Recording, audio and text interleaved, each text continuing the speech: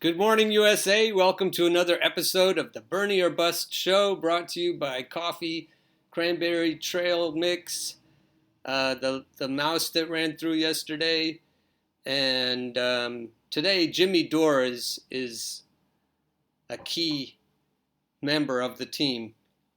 Let's start with Jimmy. We're talking today about the poisonous politics of David Brock, and David Brock will. I'll let Jimmy introduce who he is. So it was David Brock who smeared Anita Hill in the press as unstable to enable right-wing extremist Clarence Thomas on the Supreme Court. Do the Google search, you find out about that, how they smeared Anita Hill. Then in the late 90s, David Brock did a Arianna Huffington and started offering his services to the Democrats, meaning he switched. He went from being a right-wing attack dog to getting in bed with the Clintons. And he is now a director of a handful of PACs that raise millions of dollars and work for Hillary Clinton's campaign. It was David Brock himself who instigated the news cycle responses to Bernie Sanders' criticisms of Hillary Clinton's record with demands of his tax returns and attacks on Bernie's celebrity supporters like Susan Sarandon and Rosario Dawson. David Brock. So here David Brock was being interviewed by Politico, and here, just listen to this. We're gonna skip ahead here. This is yesterday actually. This first video that I showed you is May 6th, 2016. So all kinds of bad stuff was happening. And then this video is from yesterday, and David Brock is not specifically mentioned in this video, but as we go forward today, I want to make the case, it's a conspiracy theory, that maybe David Brock is behind what is about to be described here by Jordan Chariton, who is, I've included clips of his in previous Bernie or Bust shows. Here's Jordan. He's stuck in the parking lot of the debates, the last debates, because they wouldn't honor his press credential and let him in with everyone else. He's already said that. And then he goes on to say this. Essentially, they allowed us into the parking lot, so we had basically access to where the candidate supporters were. They call it the visibility zone. And it's basically when CNN cuts to commercial, goes out of commercial, they zoom in on the candidate supporters, waving signs and all that. So if you watch CNN yesterday, it looked like Elizabeth Warren has this force, all Warren signs, and you barely saw any Bernie Sanders supporters. And what I learned later, when multiple Bernie Sanders supporters approached me, was the police were literally blocking Bernie Sanders supporters from entering this area where candidate supporters wave their signs. Police were allowing Elizabeth Warren supporters to freely enter, Joe Biden supporters to freely enter, Marianne Williamson supporters to freely enter. And when Bernie Sanders supporters tried to come in wearing their Bernie shirts with signs, they were told they can't enter. In many cases, I was told they were sent on wild goose chases. Go to that corner, which was barricaded. Several people were told you can't bring in signs that large, but they allowed Elizabeth Warren's supporters to bring in mega signs. You'll see this. In addition to blocking Bernie Sanders supporters from coming in, the Bernie Sanders supporters that were there, if you look at the footage, which we went through, CNN's camera was very obviously panning. They're zooming in on Warren supporters with the big signs that they allowed Warren supporters to come in with. Then they're showing the 3 Biden supporters, because there were literally like 3 or 4 Biden supporters.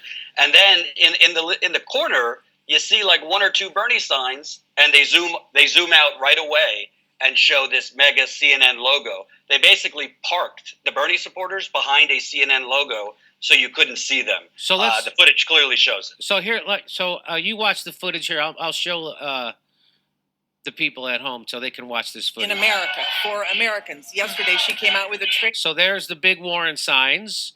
There's another big Warren sign. Warren, Warren, Warren. All I see is Warren signs. Now it starts to pull out. It starts to pull out, and so the Bernie people would be over here. Oh, there they are. But little tiny signs. How come I don't see any Bernie? Wow, that's amazing. That is kind of stunning. Oh, the Bernie people are behind the CNN thing. So the Bernie people are back there. Ah, that's what they really did. That's kind of amazing. That's kind of amazing. Yeah, that's what they really did. So you say, okay, somebody doesn't want Bernie to look good here, and I'm submitting that David Brock here is that person. This is from Snopes.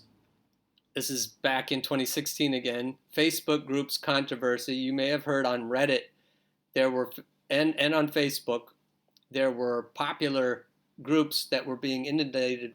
Oh, on Facebook it was pornography. They were inundating, and I'm saying they because it's proven that David Brock was behind it. They were inundating Facebook groups with pornography so that they would be taken down. 6 of the largest Bernie groups have disappeared from Facebook within the last 15 minutes. I've given the link to this Reddit as a way to stay in touch for people who had never been on or heard of Reddit. They removed Bernie Sanders for president, 118,000 members, and Bernie Sanders 2016, Ideas Welcome. Both are now gone, along with Bernie Sanders activists, Bernie believers, and Bernie Sanders is my hero. This is these are the groups. They just disappeared. Bernie Sanders or bust.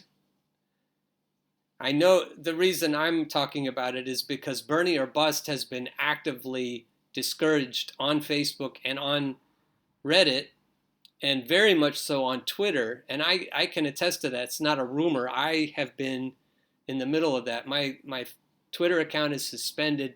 They really don't want the idea of Bernie or bust.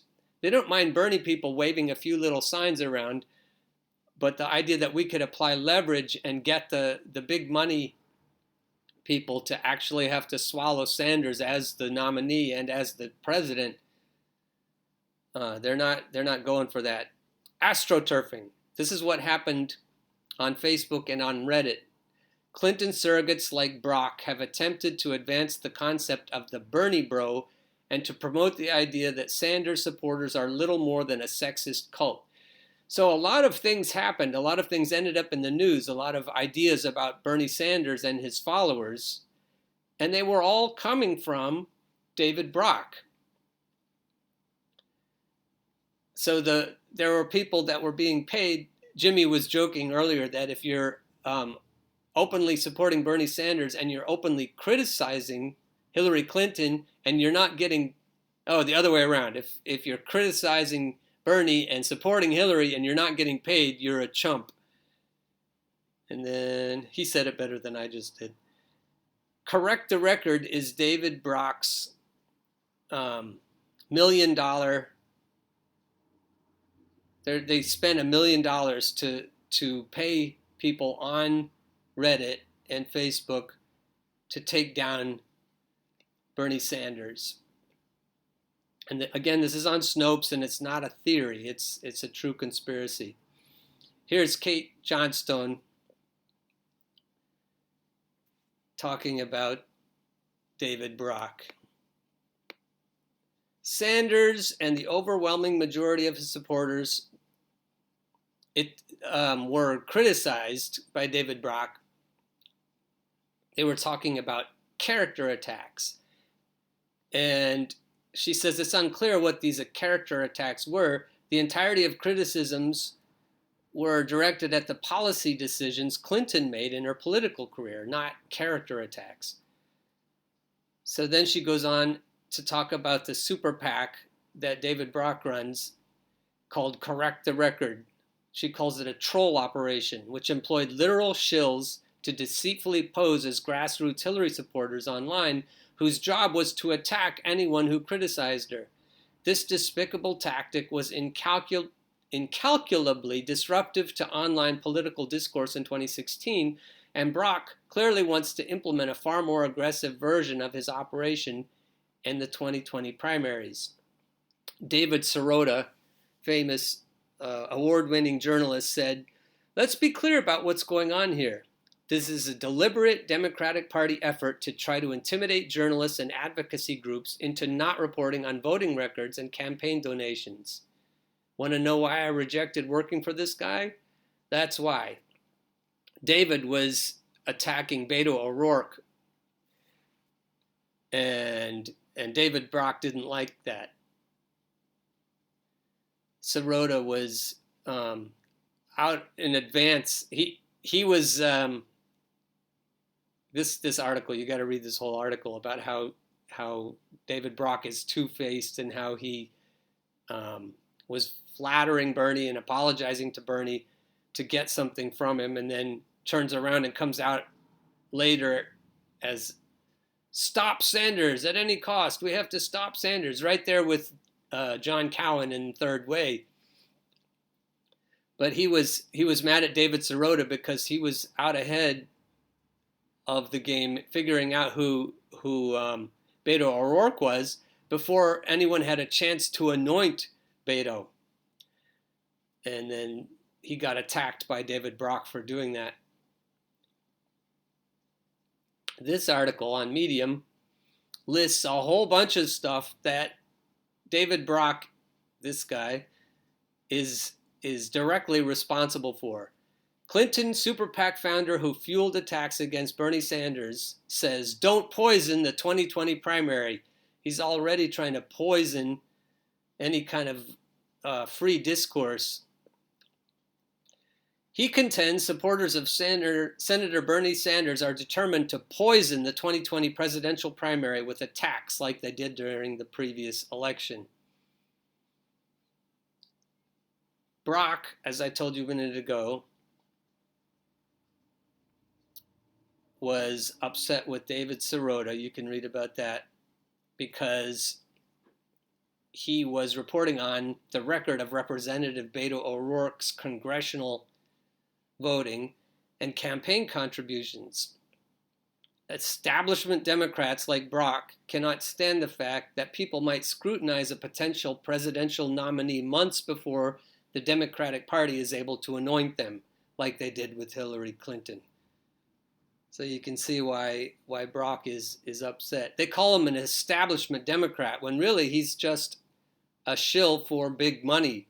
And so he goes from a right-wing attack dog to an establishment neoliberal attack dog.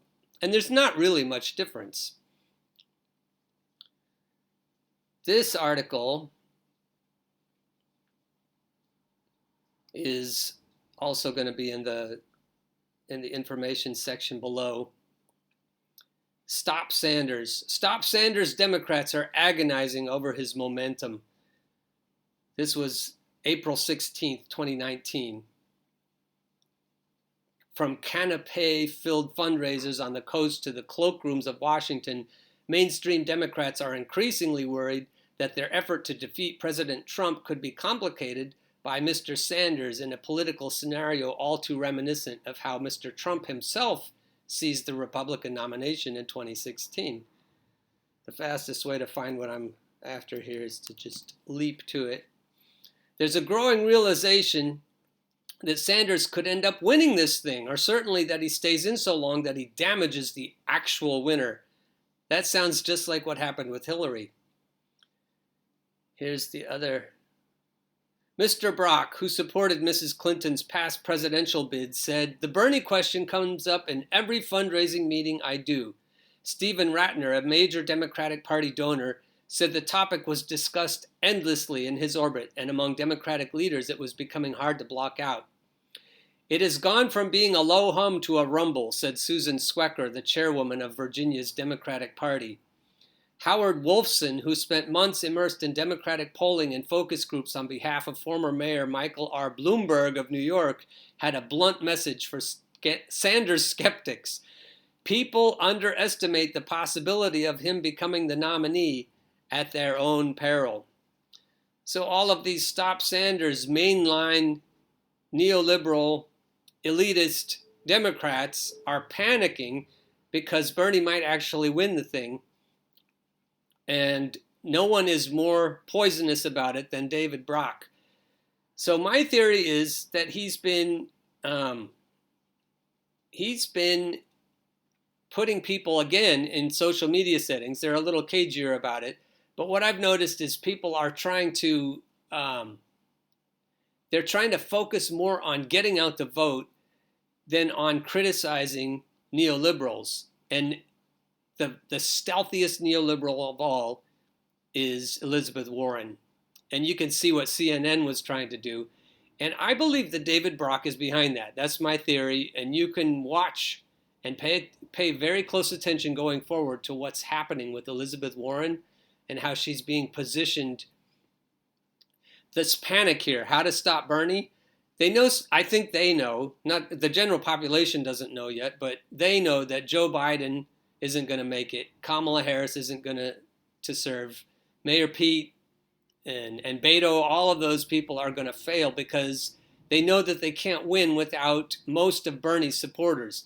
If all of Bernie's supporters reject a Democratic candidate, it doesn't matter what Bernie says to try to change our minds. We are not going to vote for that sock puppet candidate.